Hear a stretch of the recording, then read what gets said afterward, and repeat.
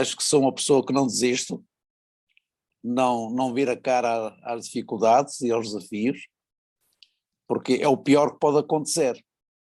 É quando nós temos desafios que são realmente, às vezes alguns até perigosos, mas nós temos uma missão, é ser vencedores. Uhum. Exatamente. Se virarmos a cara aos desafios, nunca seremos vencedores, não é?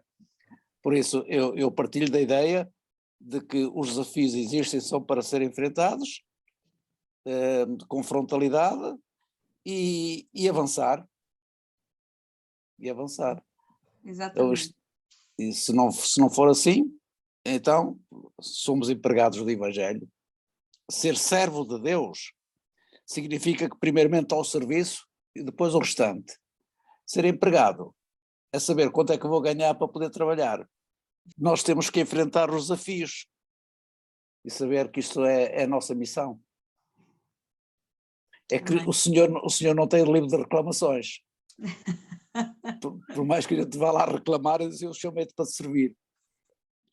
Eu sempre ensinei no discipulado que há pessoas que Deus coloca na nossa frente à espera que lhe falemos de Jesus.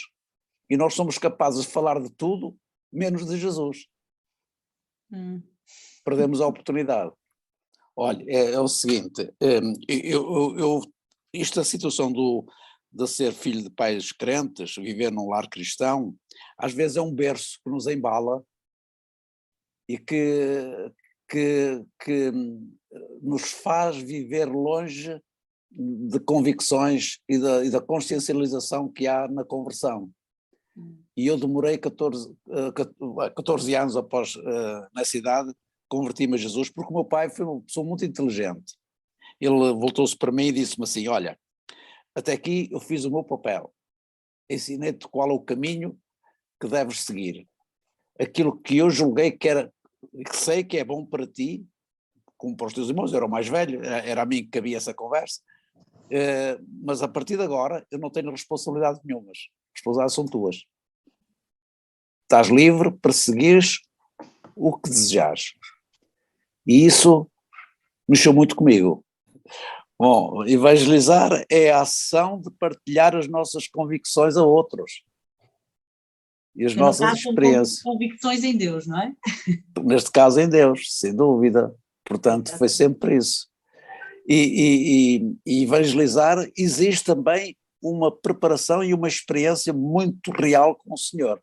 Um episódio. Eu estava a dirigir um grupo de discipulado em casas e havia lá um senhor, aqui no bairro da Pasteleira, havia lá um senhor chamado o Sr. Evaristo. O Sr. Evaristo era uma pessoa que atendia os mormons, atendia os Jeovás, ele era um indivíduo que se sentava numa cadeira e percebia de tudo e sabia de tudo e aceitava todos.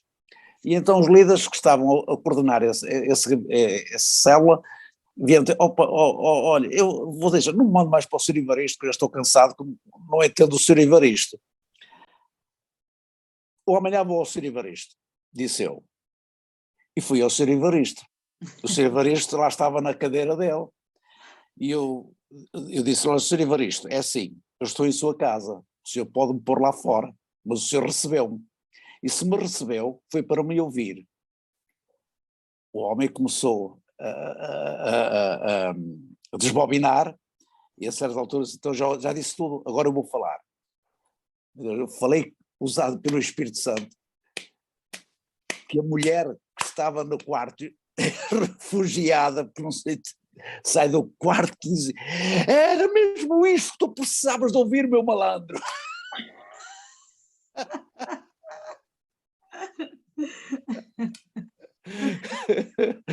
O Sr. Evaristo quebrou naquela altura, coitado do homem, mas ele tinha que ouvir algumas coisas que os Jeová não lhe diziam, nem os mormons, nem os outros que lá entravam, com quem ele se entretinha, não é? E o Sr. Evaristo rendeu-se aos pés de Jesus? E o Sr. Evaristo rendeu-se, o homem ouviu, tinha que ouvir. Nós temos que partilhar as nossas experiências, as nossas convicções com Deus. Se não tivermos convicções, nunca vamos ser bons discipuladores. Como é que não posso ser um discipulador, um evangelista ou um comunicador de evangelho se eu vou comunicar uma coisa que não tenho e que não sinto? E que não vivo? Então eu tenho que ter há necessidade de possuir essas valências para me poder dar a autoridade para falar de Jesus. A palavra de Deus é a palavra de Deus, a teologia é apenas aquilo que estuda, ou pode interpretar a palavra de Deus. Estão ligados, mas são independentes. A teologia não é uma ciência. A teologia faz-se. A teologia cria-se. Nós hoje podemos estar aqui a criar teologia, a fazer teologia. Porque se fosse ciência, não fazia sentido. A ciência é matemática ou a física. E sabemos que a ciência evolui, aperfeiçoa-se e chega-se a outros alvos. A teologia não é assim. Qual é a diferença entre ser pastor e ser evangelista? Olha, É abismal também. eu posso fazer aqui uma parte. O apóstolo Paulo dizia a Timóteo, teologicamente está definido que Timóteo era pastor. E Paulo pediu-lhe para fazer o trabalho de um bom evangelista. Eu sou um evangelista a quem o Senhor pediu para eu fazer um trabalho de pastor. É proibido que uma pessoa possa ter mais do que um ministério. Exatamente. Não é proibido. Não está lá, não há nenhuma passagem bíblica que diz assim, tu podes ser só pastor. Não, ele pode ser pastor, mas também poderá ter um outro ministério. Poderá também ser um profeta. E até porque um pastor, de certo modo, um pregador de evangelho é, de certo modo, profeta, não é? Portanto, eu sou evangelista de coração e sou pastor por afinidade. Apesar de ser um evangelista de coração, nunca negou ou nunca fugiu à responsabilidade e ao chamado, ao desafio que lhe foi feito de ser pastor. Sem dúvida. Nunca fugi a esta responsabilidade. Sempre enfrentei,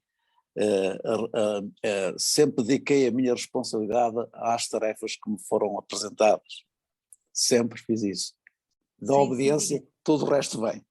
Eu sei também que no seu serviço a Deus cooperou bastantes vezes com outros ministérios. Diga-me, cooperar é fácil? Não, não é fácil. Tem que se conviver com as diferenças. E sabe, esse é o grande desafio quando estamos em cooperação. Exatamente, é as diferenças, é muito complicado. Portanto, é preciso ter a serenidade e a compreensão da realidade em que estamos inseridos, não é? Mas para mim a maior dificuldade é essa, é como lidar com as diferenças. Então, o significado do seu nome é aquele que honra a Deus. Sim, senhor.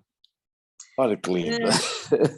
Isso mesmo. É um significado muito bonito, aquele que honra a Deus. Então, acredita ou vê que a sua vida é uma expressão disso mesmo? Não tanto quanto deveria ser, nem tanto quanto deveria ser, não é?